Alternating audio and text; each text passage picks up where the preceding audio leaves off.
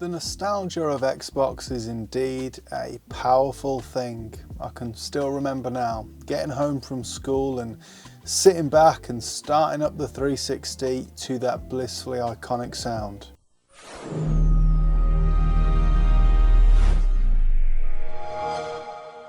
I mean, for me, I know PlayStation is very, very good too, obviously, but that's up there. Do you know what, let's have another one more time, actually.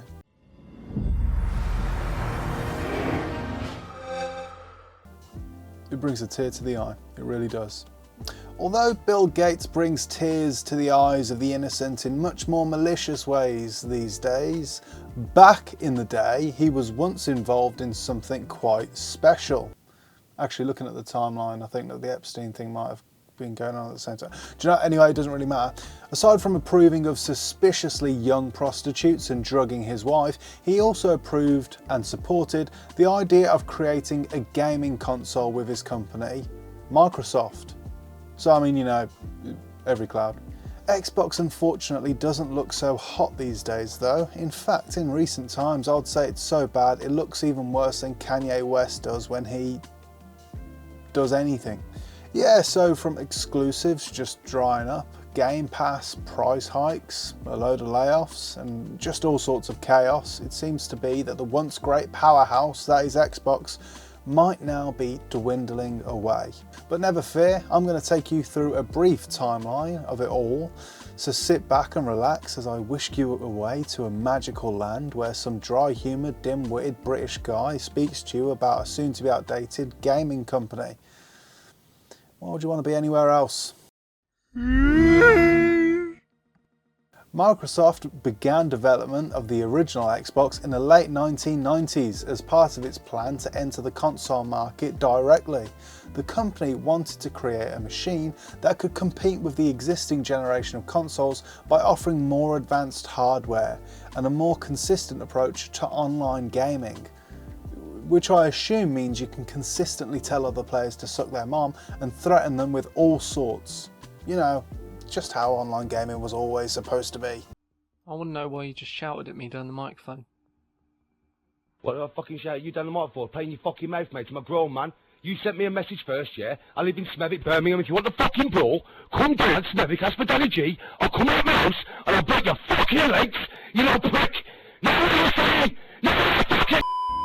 When the original Xbox launched on November 15th, 2001, it was priced at $299 in the US.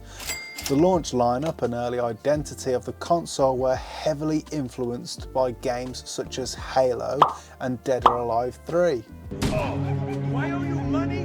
Now, Halo became especially important because it gave the system a flagship franchise that helped establish Xbox as a serious gaming brand. And of course, aside from that, we know that Halo was massive, don't we? Even to the point that Beyonce did a song that was dedicated completely to it. We're gonna shut you out, everywhere I'm looking out, I'm surrounded by your embrace. Baby, I can see your halo, I know you're my saving grace. I am sorry for putting you through that. It probably wasn't even worth the joke, but I mean, it's happened now. There's nothing we can do. We can't go back. Let's just move on together. The original Xbox, though, sold over 24 million units worldwide during its life cycle. That did not make it the clear market leader, but it was enough to establish Microsoft as a serious competitor and set the foundation for the next generation of Xbox hardware. As for its controller design, however, I think the less said about that, the better. Now, the story of Xbox would be incomplete without a mention from its fierce rival, PlayStation. When Xbox entered the market, Sony, as I'm sure that you can expect, already had a major lead, and PlayStation was the established brand most players associated with console gaming. Because of that, Xbox was never just launching a console, it was launching a challenge to a system that had already cultural momentum, with titles like GTA 3, Metal Gear Solid and Gran Turismo. I mean, just personally, I remember even playing the original GTA when I was very, very young. Too young to be playing that game. It had the bird's eye view, if anyone out there remembers or even played it themselves, and you can just potter about, burping and farting on people.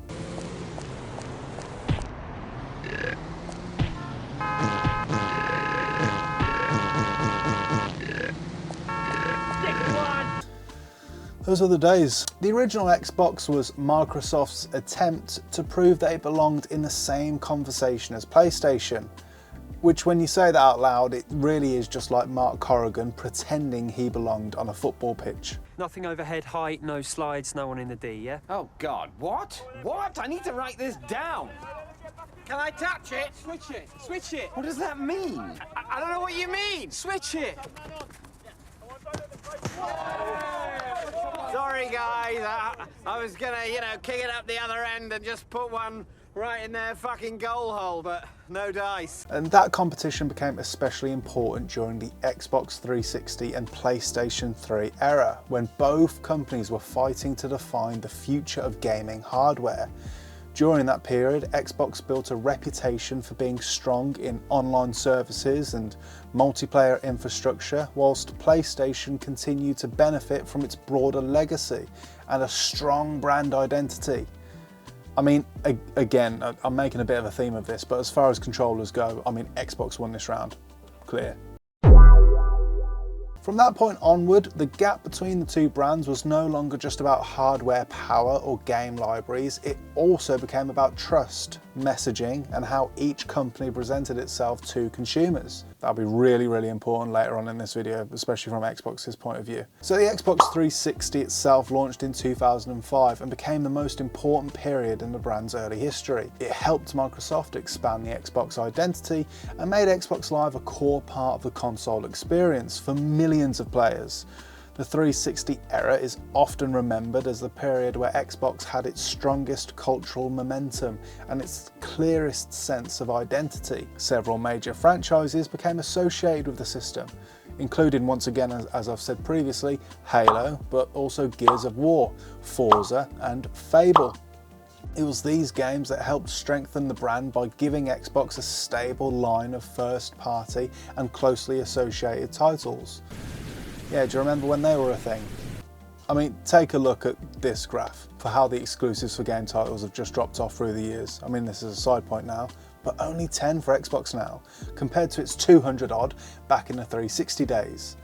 There's probably just as many exclusives for Xbox now as there are Scott Mills fans left on the planet. Makes you think. The Xbox 360 though was also strongly tied to the growth of online multiplayer gaming on consoles, and Xbox Live became a major reason many players chose the system. The period was also marked by major commercial success, but it was not without problems, and I think you guys have probably been waiting for me to mention this. The Xbox 360's most infamous issue was the red ring of death. I know I'm not talking about a symptom you may experience from eating a bad Balti or a chili. No, this was a hardware failure problem that became widely associated with the console. The issue damaged consumer trust and created one of the most visible hardware crises in console history. It also did create some class moments online, to be fair, so. Call of Duty, headshots. Why are you doing that, Tyler? You take. What? Are you? What the fuck? Son of a bitch!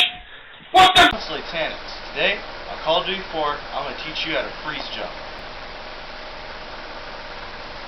I have to wait for my Xbox to turn on.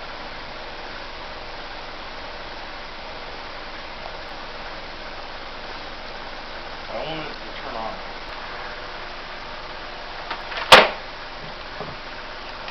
You should have done this before we started to make this video, you know that, right? Why are you still filming this anyway? Shit! I fucking hate you! Bill Gates sucks dick!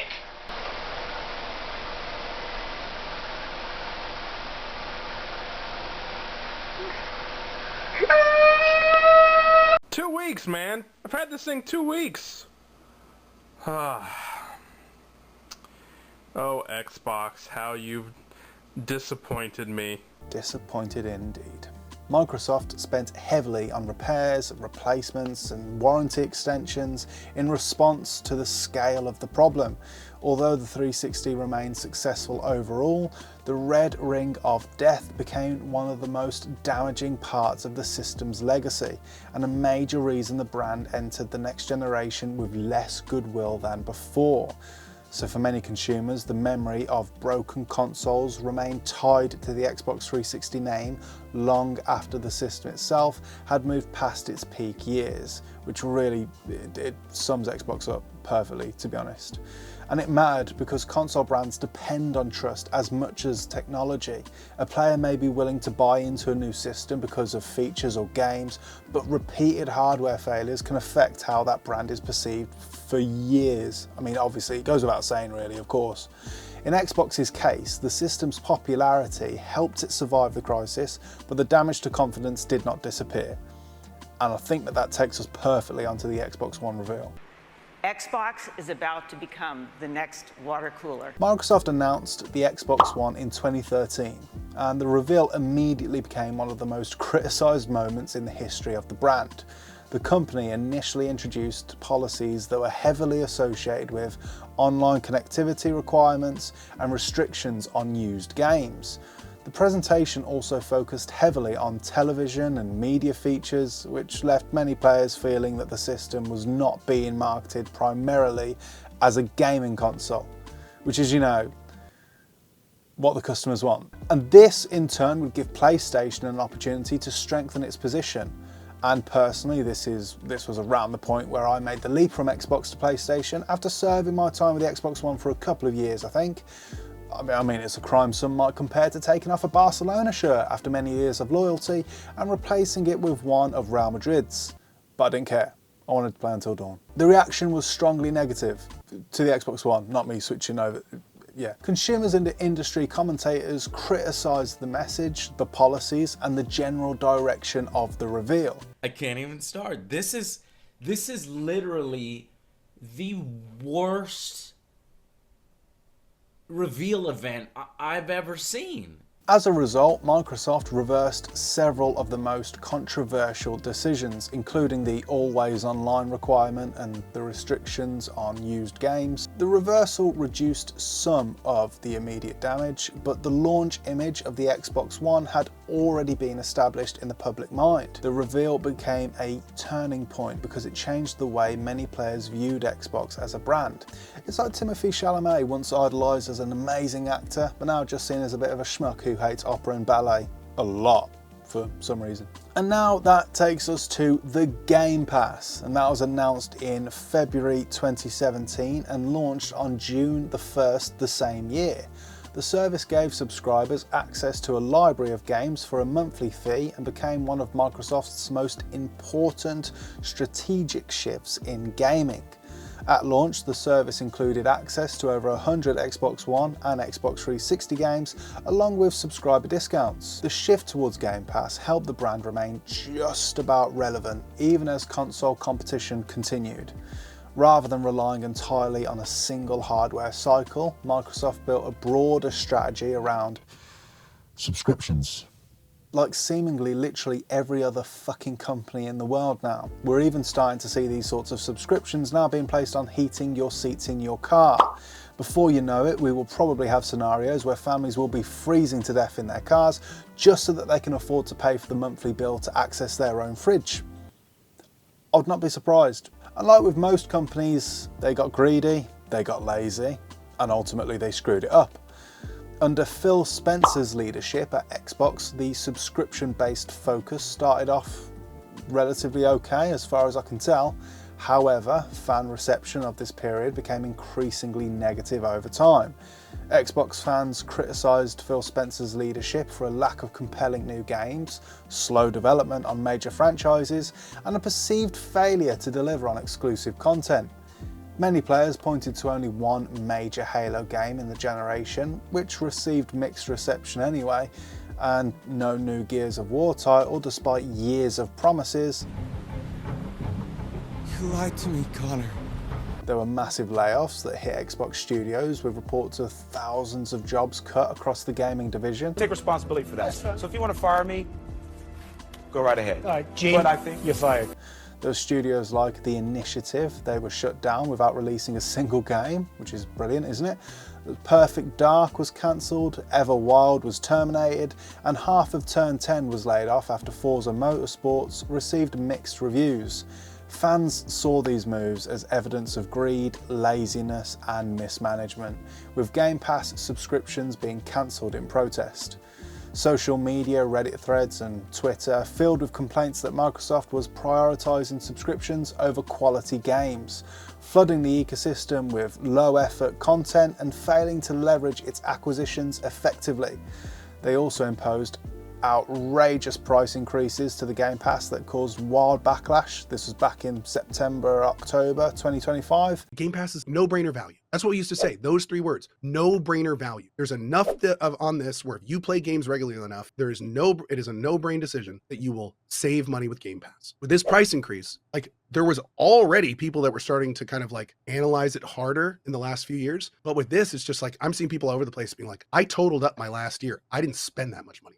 Cancel. Spencer's era, once praised for post-Xbox One recovery, became seen as a period of studio closures, project cancellations, and ethical issues around contracts and an AI focus. In February of this year, 2026, Phil Spencer retired and Asha Sharma was named Executive Vice President and Chief Executive Officer of Microsoft. Her first message to the gaming team emphasised recommitment to core console fans and promised not to flood our ecosystem with soulless AI slop. Right, yeah, of course. However, reports suggested Microsoft's next-gen console plans were up in the air and that the company might shift towards becoming a third-party publisher.